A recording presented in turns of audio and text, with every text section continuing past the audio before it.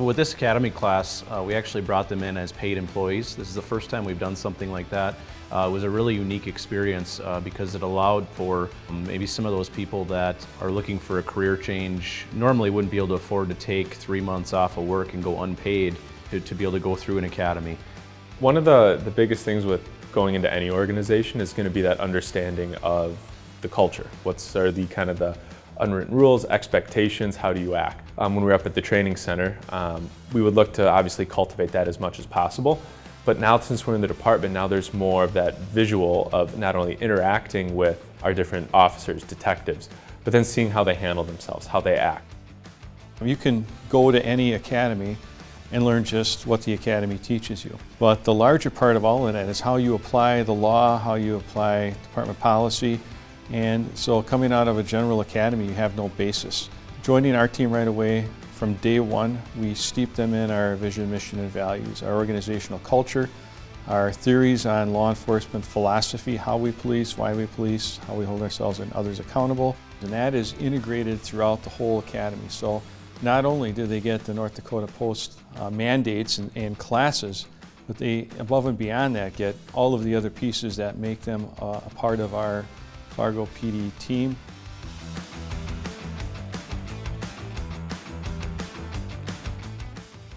Traffic stops, we've learned, is one of the most important things that we do in law enforcement because it's really the baseline of community policing. It's one of the most interactive spaces you can have one-on-one time with actual members of your community.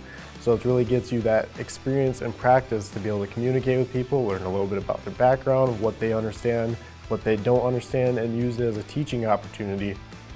Yeah, I think the number one takeaway is just to always treat people with respect, regardless of what background they have or how they treat you even. No matter what, just treat them with respect so when they leave from that traffic stop, maybe if they do have a bad idea of cops, that maybe they leave with a better idea.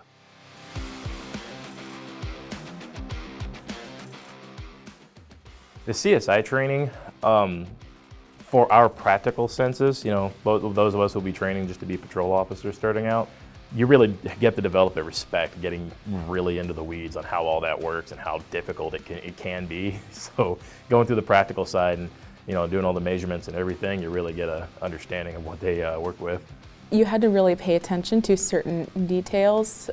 Some details that I may overlook are really important to the investigator, so it was really interesting learning what to look for, what signs you may look for in a scene. It was really interesting also to work through the certain scenarios that we were given. It was really cool to do fingerprinting, certain things like that. It was really fun to work through with the instructors.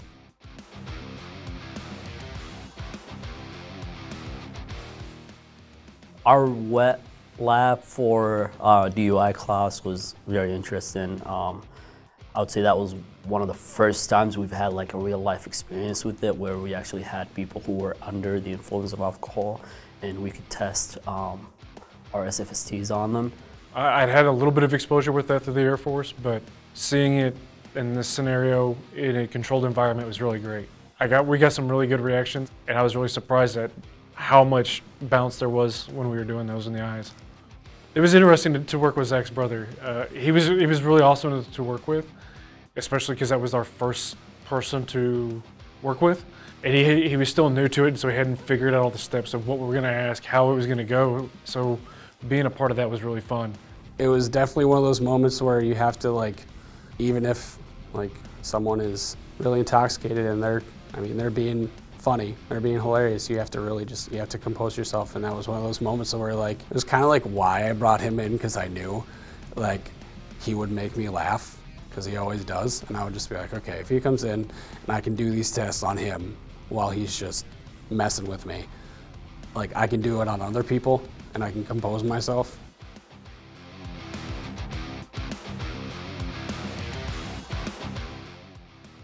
I didn't mind getting hit with the taser. It wasn't, for me personally, it wasn't as painful as I thought it would be. It was more of a shock, an out-of-body experience. It was like, whoa, what is this thing? It was something that I've never experienced anything like that in my life before. Yeah, it was one of those days where we were learning about the tasers all morning, so as it got close to the end of the day, the more you were learning, the more you were getting nervous, because You're learning about the shock and everything that's going to bring. And, you know, it was cool, it was fun, but I think I went second. And by the time it was my turn to go, I was pretty scared, but they had me locked in, ready to go. And it was painful, but it's over quick. And I think that day forward kind of brought the whole class together a little bit. Like we went through that together. So I think it was kind of a pivotal moment in the academy too.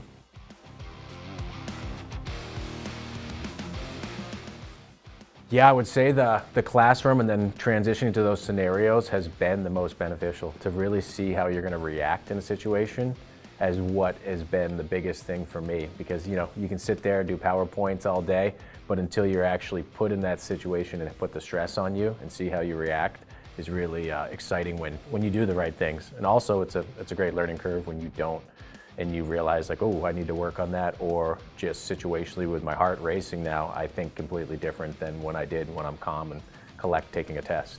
It takes you out of the explanation part of class where it's like, this is how it works, and then it throws you into, here's a crazy real world scenario, which could be anything. Like, there's no end to what people could come up with for different scenarios, and you have to take that information you've learned and try your best to apply it to weird situations. I like doing the scenarios because it's the training that we need for out there, but in the academy we can make the mistakes and learn from them. So the situations and the scenarios are a huge thing, and I love doing the scenarios just because it's one of those things where you can apply everything that you know and go from there. Having that debrief after was exponentially important. I thought it was a lot more important than the scenarios that we actually did. It really showed us how we would react. And when you make that right decision, that little sliver of pride of, hey, I made the right choice here, and understanding, like hearing it from Officer Novacek in the back, just, yeah, way to go, just screaming, and then sometimes getting tore down because you made the wrong choice. And so learning that we had to learn that every decision we make is important. With that debrief, it's worked really well for me because you can start picking apart each little piece. It's like, okay, this was good, you did good on this, but how could we do this better? So when we do finally hit the streets, we understand, okay, we've already done this before, this is a better way of doing it versus, just doing it by the book. There's other ways they've had experience in the field doing that this works really well for them, and that's worked well for them in the past.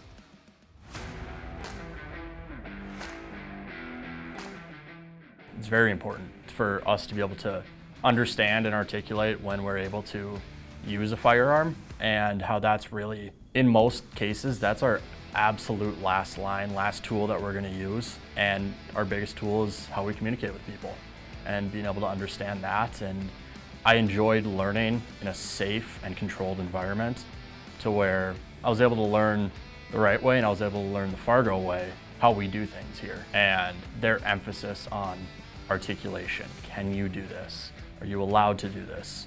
Not just can you, but should you? I should do a different thing. I should try this tool. I should try this.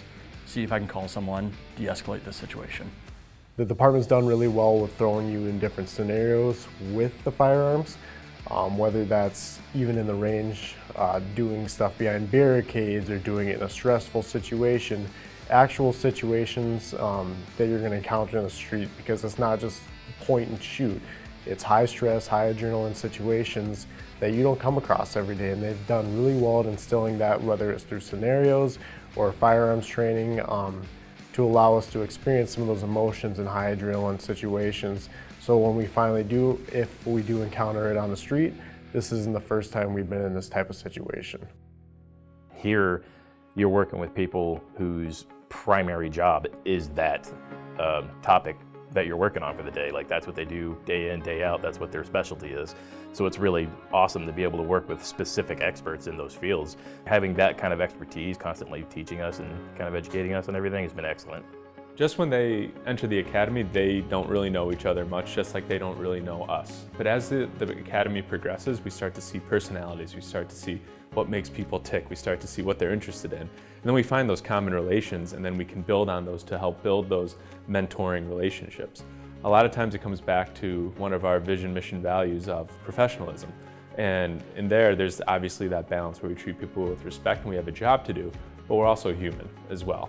And this isn't a paramilitary academy by any means, And that also fosters a learning environment that's much more better for retention in terms of when we can show that we care about them and their well-being and take that extra time to begin to build some of those working relationships that once they transition out of PTO and as to officers, they can just grow throughout the department as well.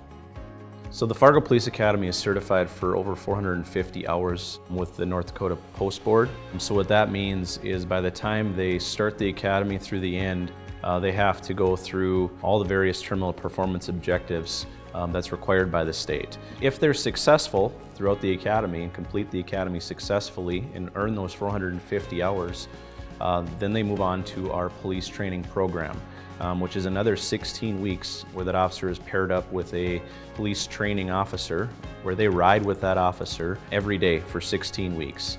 And during the course of that training, they're evaluated throughout. By the time they graduate that police training program, the officers will have over 1,000 hours of training. I've learned an insurmountable amount from this academy. It has gone by really, really fast. I'm very happy that I had the opportunity to go through this academy and learn how Fargo operates. It is wildly different from what I'm used to. An incredible amount of knowledge that I've been able to soak up, and I hope that I don't lose any of it. I just have to say it was a lot different than what I expected. This academy has taught me a lot about accountability and taking accountability for your own actions, not making excuses for mistakes. It's great seeing everybody grow. You know, for me, being a little older and have a little more experience, but working with a lot of people that are a little younger and kind of coming into one of their first careers, it's been really wonderful watching people grow as a person, and you can just see people develop their decision-making skills, building confidence in themselves, communicating better. I remember we were doing speeches in the beginning of this where everybody's fumbling for a minute. Now everybody has no issues talking, and it's really been just a wonderful experience watching people grow as a person.